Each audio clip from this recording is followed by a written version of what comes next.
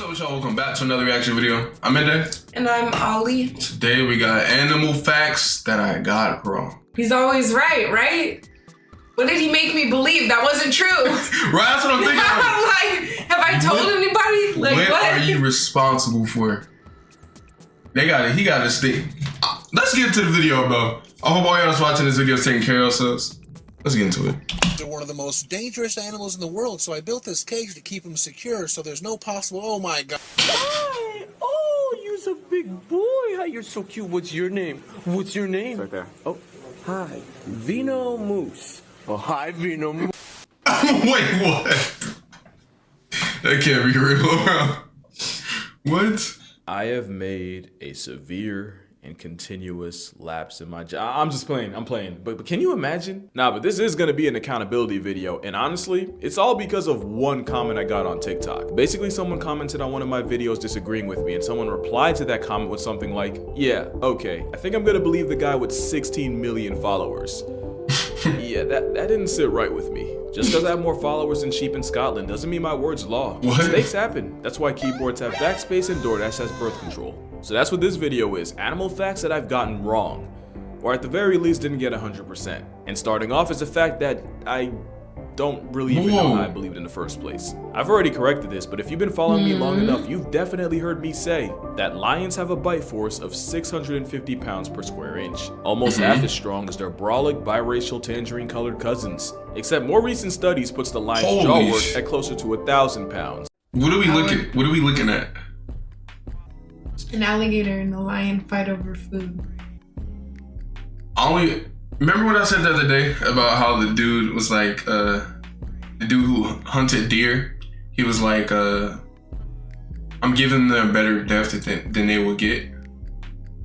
This kind of reminded me of it, because like we're both vegetarians, right? And one of the reasons we're vegetarians is because we love animals and health.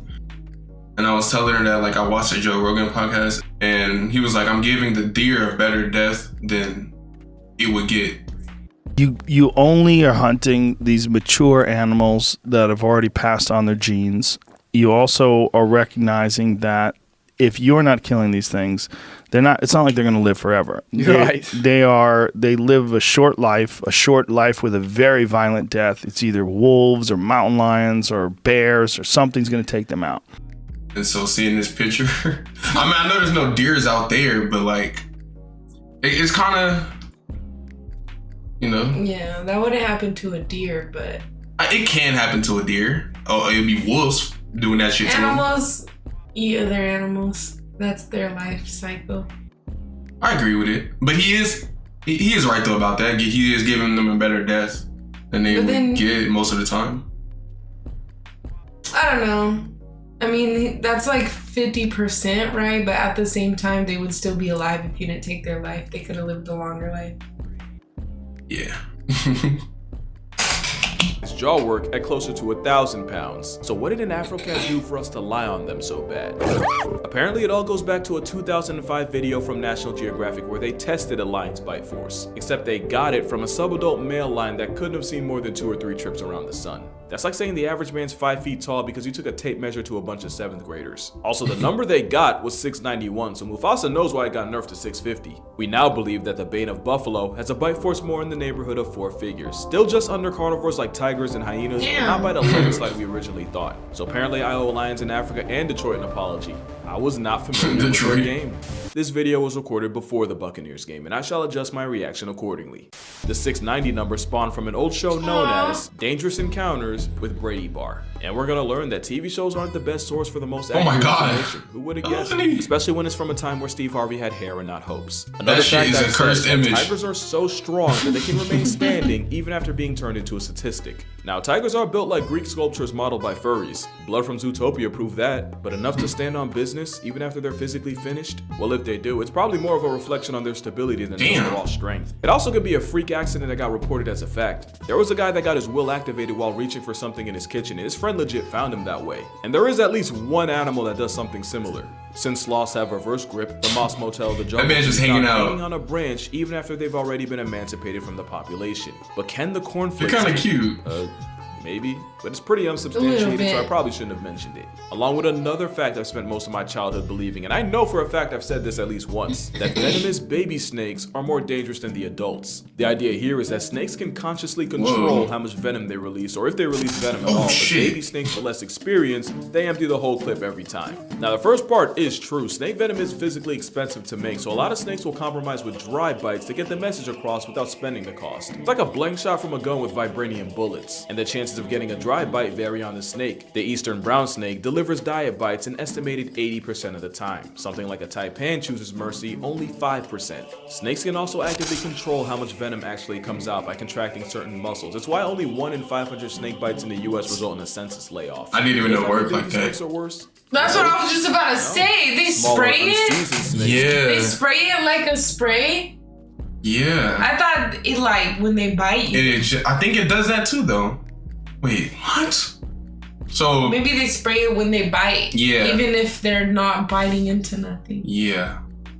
I wonder what it like. But you know what? I thought it was? I thought it was like their teeth was like their gums or whatever. Yeah, it was and like. I thought they go and they bite into you. Yeah. And then I thought it like the fangs that are in you, I thought it like comes out of into your blood. I didn't know they just squirting all over the place. Giggity, giggity, giggity. They squirting all over the what? Well, you seen it. What? They squirting all over the place? That's what I just seen. But I think you okay. So when they bite, boom, and then squirt, or bite and it's already like their fangs are already venomous. It's either one of those. That's what I thought it was, but we just seen right now it was shooting it. Yeah, I don't know what the purpose of just shooting it because like it has to go into something. I don't know. Let's keep watching. Maybe we'll learn something. Right. Less venom. And science says you're more likely to get kicked off the mortal coil if an adult bites you. So my guess is that the myth came from an old wives' tale to keep kids from f***ing around and finding out with an immature fallen dread of Medusa. And I know for a fact I only got that from an old show on Animal Planet. And Ew, look at his mouth. Was it Yanni? It's the same show I also got this. For a minute, it was believed Komodo dragons catch bodies by biting their prey once and then waiting for them to retire to bacterial infection. But really, the sooner a Komodo can drag you off the mortal plane, the better, since that just means Oh less my dragons god, to what are share. they eating? Remember that Komodos are leather bloodhounds that track down death faster than the Reaper. Also, they might not be fast, they're much faster than you think. But this whole time, this Jurassic Park understudy actually kills with venom with the helping of anticoagulants to keep you bleeding. That way, even if you escape, That thing the is too homicidal big to steroid be gecko can always poisonous. hunt you down. We used to think it was blood poisoning, but apparently the bacteria in their mouths isn't really that special from any other carnivore. In fact, if you mouth swabbed a dragon, you'd actually find less bacteria than you would in something like a captive lion or a bipolar Looney Tune. And after looking further, I can tell you the misunderstanding definitely came from an injured buffalo's first instinct to run into water. And a buffalo taking an open flesh wound into dirty, stagnant toilet water is more of an indictment on the bush cow's hygiene than the lizard's. And speaking of water being your downfall, I've talked about animals that can't swim, and I once said that guinea pigs were on the list. Turns out I was pigs, wrong, and I they're can't so even blame cute. Animal Planet this Why they time. trembling? Guinea pigs can swim, and in some cases can do it for hours. The catch is that they don't care for it very much. Most sources say guinea pigs get stressed in deep water, and while they can swim, their ancient ancestors avoided it to avoid getting canceled by predators, so nothing about it's a good time for them. In other words, I'm a f***ing guinea pig. Now this isn't something I got wrong, but I still want to explain it a little more. So I mentioned how these finches inspired Darwin's theory because, well, long story short, different finches ate different foods and so developed different size and shaped beaks. Now technically, that's not wrong, but I feel like I made it sound like their beaks changed just because the birds needed them to. What actually happened was different finches were found on different parts of the islands, and depending on where they were, certain finches had an advantage. That advantage could have been something like a particular beak shape, and that advantage was more likely to get passed down more often. Eventually, certain traits would get selected for naturally, through purpose, not perfection. That's natural selection. And depending on the best food source, the finches most suited to feed and breed outcompeted the others. It's kind of like how giraffe necks didn't just get longer, it was more like longer necks outperformed shorter necks, and history just wasn't kind to the vertically deficient. Actually, no. Latest studies say the long neck actually came from their mating preference, and the fact that giraffes like to run fades using their heads. So why the long neck? Apparently, FNS. To flex and sex. Apparently, the only lead they were worried about is maternity. Giraffes are some like there's another animal whose male plan always wacky characters. Right? Like when you think about a giraffe, It's insane. I think of that scene from The Hangover 2, I think. Oh, when you showed me? Yeah.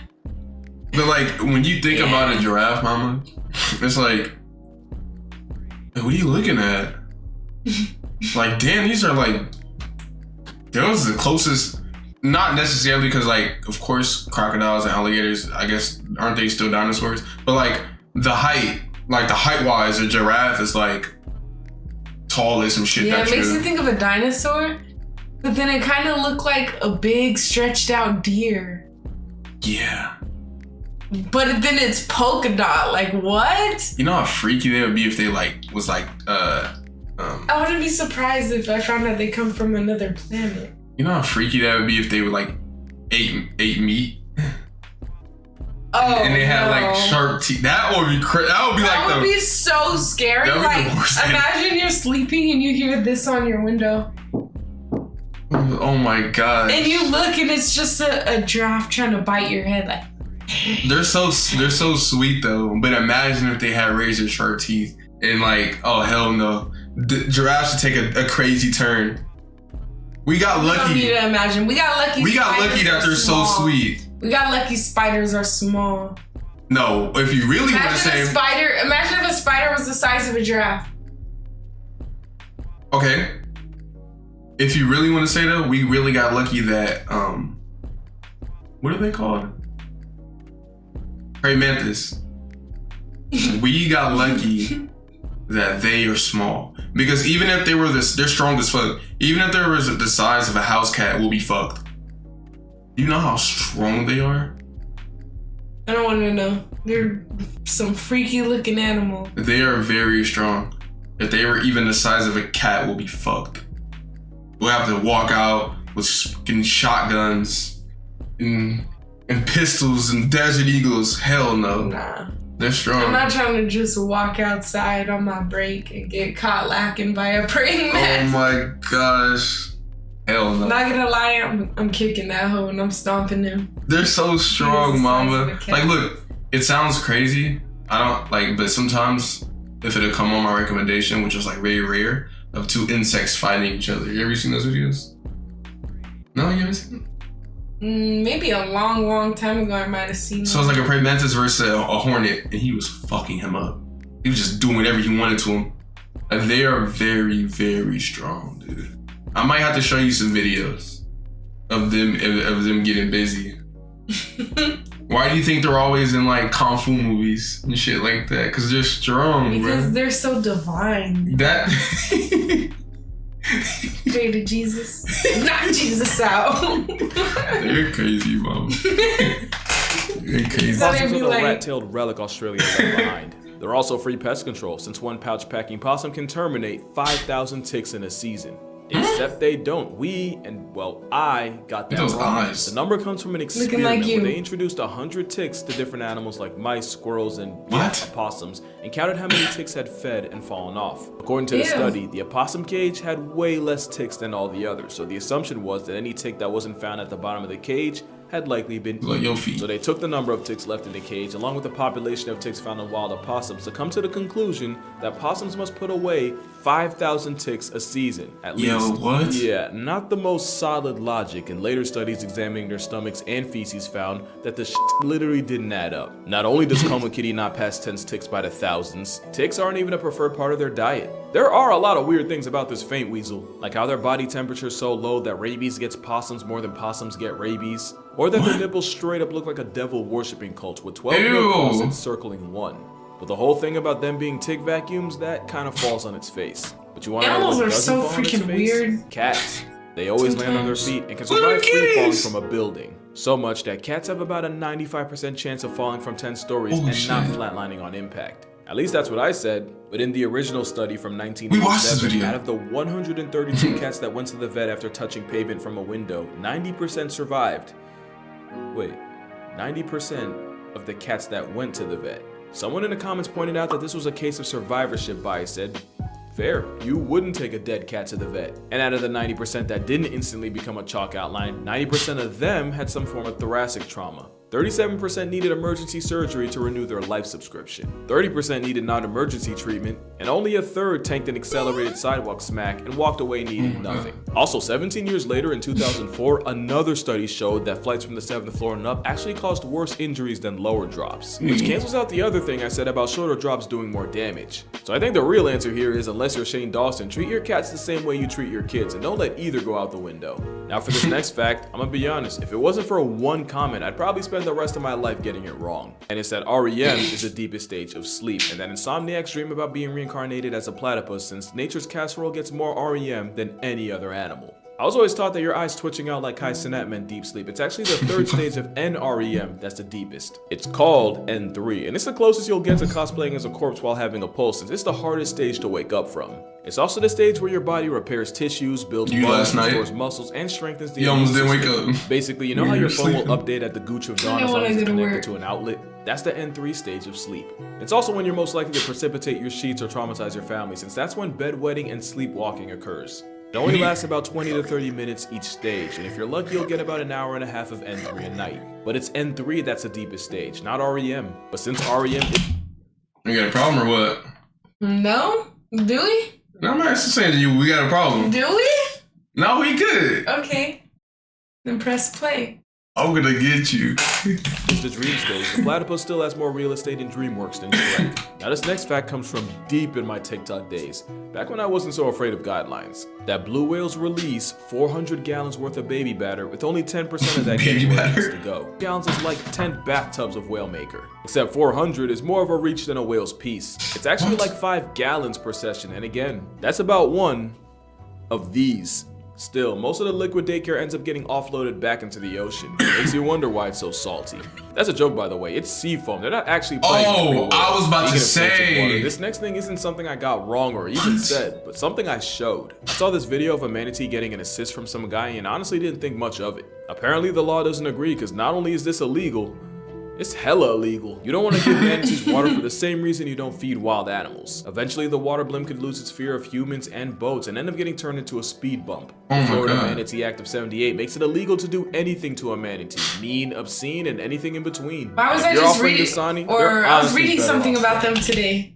They, I guess like they're super curious. So like if they get used to people, then they'll stop being scared of them and they'll like start getting hit by boats and stuff. See how you buy the motor is dangerous for them. Yeah, that's crazy as hell. Because they get comfortable, which is so cute. Like, how is that cute? I love animals that are like that. Like they just. It's cute until you're like 30 feet in the air because he can just blast you off your board. Bruh, he ain't gonna do that. Yeah, we just seen it in the video. Oh, he's not gonna do that? I don't think she was just paying attention, huh? He was just being fat, like he didn't notice him. Oh yeah, it's all cute until this happens, huh? Boats and end up getting turned into a speed bump. The Florida Manatee Act of '78 makes it illegal to do anything to a manatee, mean, obscene, and anything in between. Look how fat. Dude, I know you. I know you. You would be scared in that situation. How could you be mad? Look at that.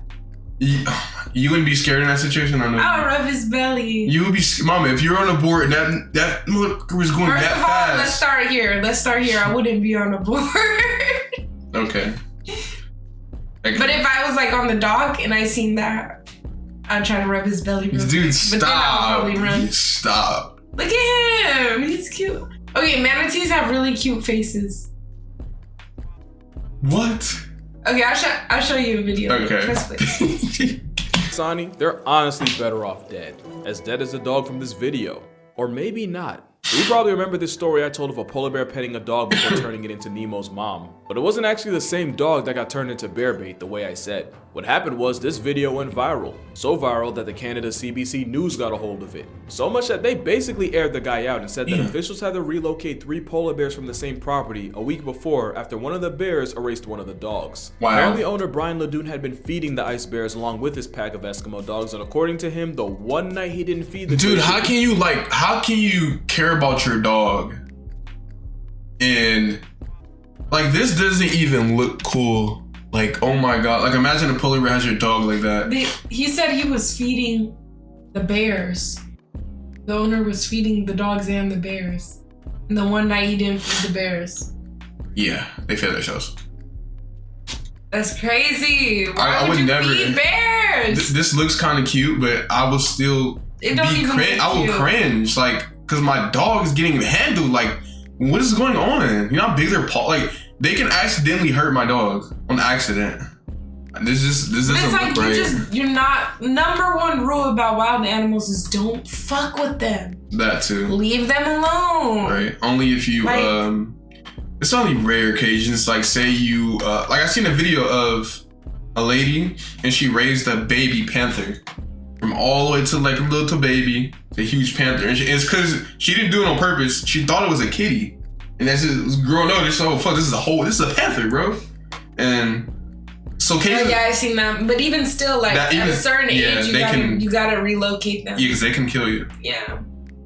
It's tough. That's sad though. It's just their instinct. Imagine raising like a baby panther and like, man, you're like, damn, I gotta get rid of you someday.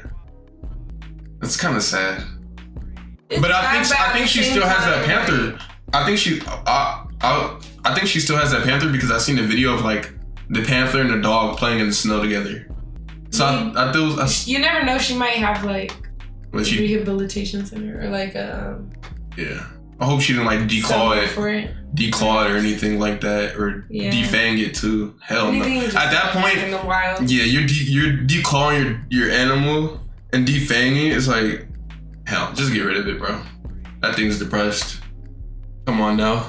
Eating the ice bears along with his pack of Eskimo dogs, and according to him, the one night he didn't feed the Glacier Goons was the night one of the dogs went on a play date with Old Yeller. It was actually before this video, and it wasn't this dog or bear. I think the timeline's still before the video, and also, you still the letting passed them away in 2018, so I guess we'll never really know for sure. And you know what? That's okay. It's okay to not know. Science is constantly learning, unlearning, and relearning things. Matter of fact, a lot of the things in this video at one point were seen as 100% fact. I guess the moral of the story is, it doesn't matter how many followers I get, I'm not gonna get everything right. I'm just not afraid to admit when I'm wrong. Because like Neil deGrasse Tyson said, one of the great challenges in this world is knowing enough about I used to watch him to think you're That's my uncle. but not enough about the subject to know you're wrong. What is blood waffling about? Alright, that's gonna do it. Drink water, hug your parents, don't hug a manatee. Humanity's f***ed them enough. Let's make this a good year, and I'll see y'all in the next one. Now you're saying it looks like Helani. It do. Maybe that's why I think it's so cute. That's probably why. Oh my gosh. Can't believe you. This is a good video though. This is a good video.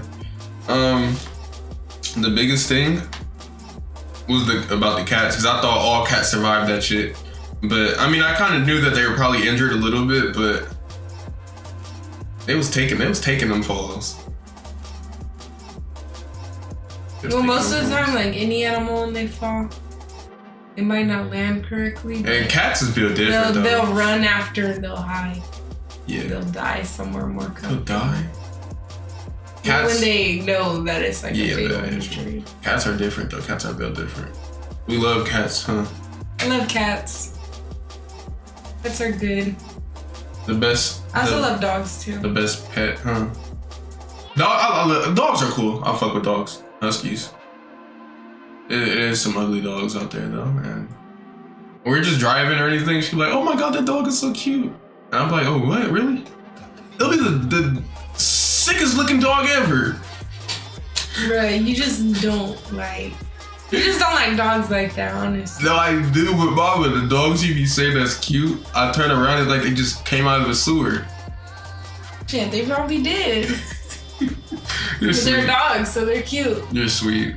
They're dogs, cats, all that. Yeah. But look, that's the video, y'all. I hope you guys enjoy. Like, comment, subscribe if you're new. We'll catch you on the next video.